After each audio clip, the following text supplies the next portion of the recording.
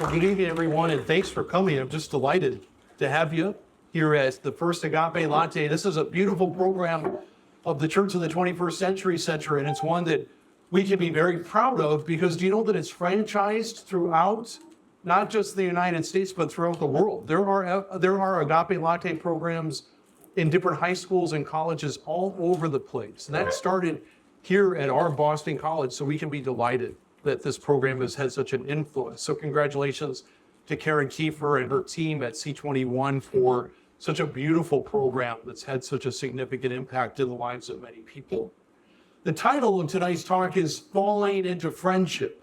And what I want to do is propose to you that friendship at its origin is mysterious, much like love at its origin is mysterious. In fact, we use language of falling when we talk about love, right? When he falls in love with Danica or she falls in love with Herbie, I'm making up these names, that they often say, well, we fell in love together. And then you ask, well, when did that happen? How did that happen?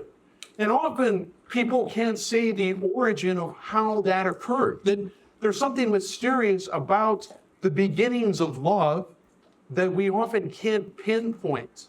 And I would invite you to reflect upon good gifts of friendship that are in your lives.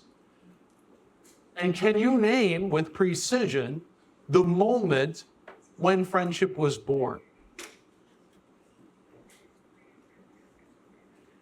I don't know. I mean, I'm looking at you and it looks like I might be onto something. I don't know.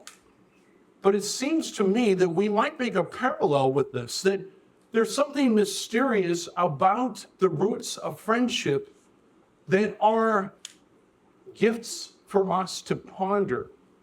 And my idea is this, that the good Spirit, the Holy Spirit, is at work helping people find one another, and that we fall into friendship by making ourselves available to it. What does that look like? Because right now, what we're talking about is something from the school of the heart, right? That BC is a great university. This is a great place for the school of the mind. First and foremost, we're a university, but we're a Jesuit Catholic university, and that means that there's a school of the heart for us to participate in. And your coming tonight is a participation in one of the moments of the School of the Heart of Boston College. And the School of the Heart is meant to train the senses of the heart. Right? That right now, I hope that as we're pondering that question about the origins of friendship, that you're hearing that with the ears of the heart, that you're seeing that with the eyes of the heart. And what we want to do at a place like Boston College is to be able to provide more and more opportunities for those senses of the heart to have oxygen and experience so that they magnify in us, so that you might have sacred and special moments where you're seeing here and seeing here at the same time, that you're hearing here and you're hearing here at the same time. So when we ponder falling into friendship, that question, that movement is fodder for the school of the heart and our understanding. Like Blaise Pascal says that the heart has reason for which reason knows not. That the heart has reason for which reason knows not. So as I ponder the origin of friendship in life and the way that people fall into friendship, it's not something for me to figure out up here. It's something for me to ponder here. And that's sacred. And what I would suggest for you is this. If you're looking for friendship, if you want to deepen friendship, put yourself in a position to be found. Make yourself available to fall into friendship. Now, I feel like I might be preaching to the choir because the people that probably really need to hear this might not have come tonight because they're filled with some doubt, or they're feeling ostracized, or they're nervous, or they're overwhelmed, or they're discouraged. Who knows? But as we listen, we might be able to listen with the ears of the heart on behalf of them and become a resource to help them be in a position to be found. For example, let's say this. So I live on Upper Campus, And let's say that I'm taking the shortcut through McElroy to get down to Stokes. Rather than go up Cole Row, I cut through the building. As I'm passing through tables, I might see somebody sitting by himself at a table, and the intuition of my heart, when I see that person, the intuition of my heart says, I would like to know that person. I'd like to say hello. That's the intuition of the heart. Then the mind steps in and says, stranger danger. That's weird, right? You're walking by and then you stop and you start talking to a stranger. That's icky. Don't do that. Then you keep walking. That's too bad. What I want to encourage is the capacity to learn to trust and act upon those intuitions of the good spirit at work within you, so that you become more and more astute at paying attention to the movements of the heart that are suggesting connections, and that you act upon them, that you gain the courage, the fortitude, and the perseverance of that spiritual exercise of inviting and of opening yourself for availability to be found. Now, it's important. I want to make sure that I emphasize this. It's not dependent. The exercise is not dependent upon reciprocity. I mean, it's always nice when people reciprocate friendship. But this exercise isn't dependent upon reciprocity. The exercise is to develop the capacity to be a person who acts on the holy intuitions of the heart. So that when I see that person, there's something stirring in me that says, I would like to know her. That I reach out, I make myself available. I see you sitting here, I'd like to meet you. I mean, I don't know what you would think of that. I hope you wouldn't think that that's strange at a place like BC, because we're meant to be friends, right? We can't be friends with everyone, but we can be friendly. And when we make ourselves available to that kind of exchange, what happens is a kind of inner confidence that recognizes I'm worthy of friendship. My friendship is available for others. And I want that availability to be a gift that I offer to others. So it's not dependent upon reciprocity. Everything's received according to the mode of the receiver. So someone else, they might be tired, or they might be studied, or they might be feeling sick, or who knows what's going on in someone's life. But their answer isn't something that we depend upon for our approval, our self-awareness. Their response is from where they're coming.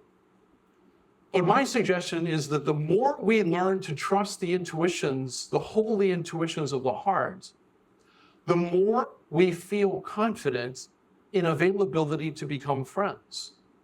And the more mysterious comes the gift of friendship. And I don't think that I've met anyone at Boston College who would say, I have too many friends. I have too much friendship in my life. If anything, what I hear is, well, I wish I would have come out of my shell faster. Or I wish I would have spent more time making myself available to hang out and to meet people. And showing up in life, participating in life, being available to fall into friendship might be one of the more important formative things that you could do during your time at BC. And this comes from the origin of the Society of Jesus. Way back when the Jesuits first started. Remember, St. Ignatius of Loyola was the founder of the Jesuit order. And he had a group of friends of the Lord, they would call themselves. And they were roommates at the University of Paris, at the College of St. Barbara, at the University of Paris. That's where Francis Xavier and Peter Faber and St. Ignatius of Loyola lived. And when the Jesuits started, the very first thing that happened was that one of those great friends went to be a missionary in India. And they never saw each other again. Francis Xavier died in Asia, but the way that that friendship bond continued was through the gift of letters. And one letter that Francis Xavier wrote to Ignatius, and Ignatius received this after Xavier died without knowing that he had died yet.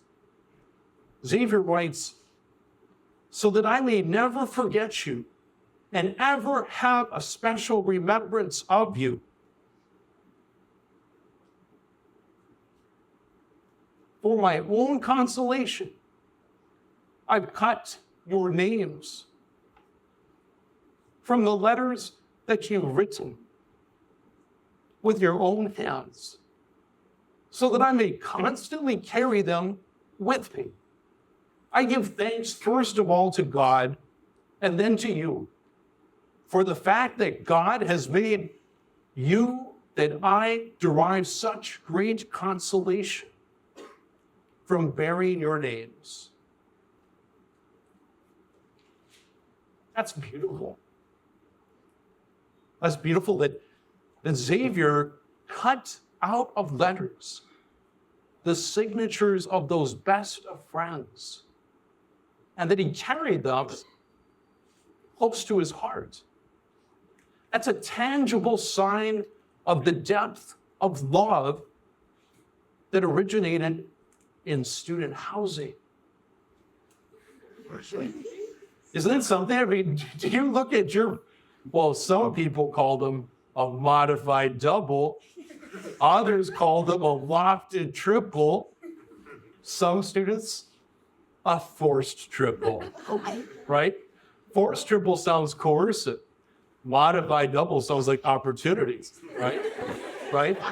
Maybe Francis Xavier and Ignatius of Loyola and Peter Weber were in a modified double at the University of Paris. I don't know, but who would have thought at that time that 500 years later, we would be gathered in a little cafe at night in Chestnut Hill, Massachusetts, talking about the origins of friendship that they had. And we're the beneficiaries of that. That's remarkable. And we want to be a part of that continuity. So many people in our world today suffer from loneliness. And why is that? I mean, it's really weird, isn't it? That never have been people more connected to one another through the gift of social media. You have instant access to people from all over the world, and that you can interact with them, talk with them, see them in real time. Yet it's not the same. That's not the same as deep friendship. To spend time together, to share in a meal, to sit and talk and tell the same old stories over and over and over again. That's what gets us out of bed. And the thing is, and I suppose that there are some people here who are looking for this. Well, seek it. Ask for it. Knock on its door. Because it will open, and those who seek will find. But the bad spirit wants you to feel discouraged. You hear this in the first year. We've been here for not 5 weeks, and I've already heard everyone's already got their friend group. No, it's absurd, right? That's absolutely ridiculous. BC students are good at bluffing, right? You can make it seem like you made your besties in 24 hours. I'm not buying it, right? I mean, it takes time to find each other. And there's 2,300 people per class, right? Have you talked to every person in your class and you know that they've all found their group? I mean, come on. It's not of the good spirit. That's crazy. There are many people waiting to be found. There are. It's a fact. And to put yourself in a position to be found, and even better, to be in a position to find, right? I mean, everyone's waiting to be invited. But somebody's got to do the inviting. And that's a charism that you can cultivate. That's what we're talking about this evening. To learn how to be a person who invites, who seeks out, who introduces, who asks questions. That's within your grasp. I mean, this is a room full of talented people. And you can cultivate that and have marvelous friendships. My other word of encouragement is this: express love. When you love people, tell them. And I think that sometimes people feel like that's not something I should say, or that's not something that needs to be said. But I think this: one of the most important things that you can do is offer reassurance of love.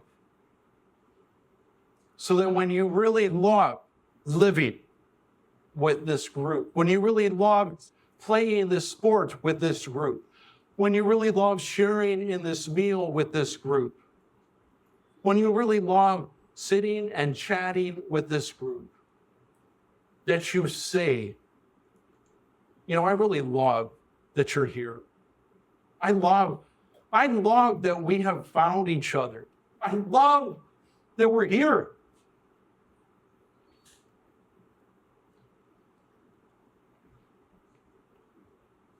It makes a difference. And the more you do that, the more you feel that you belong. And the more that you feel that you belong, the more you help each other. And then the loneliness that so many of our students feel disappears, because you know why? It's not for real. Loneliness is of the bad spirit. How can you be lonely when you're surrounded by thousands of peers? It's the bad spirit suggesting that you're not worthy, that everybody else has it figured out. And that's not true. You need to hear that over and over again so that you don't rest in that and that you don't dismiss possibility. It's never too late.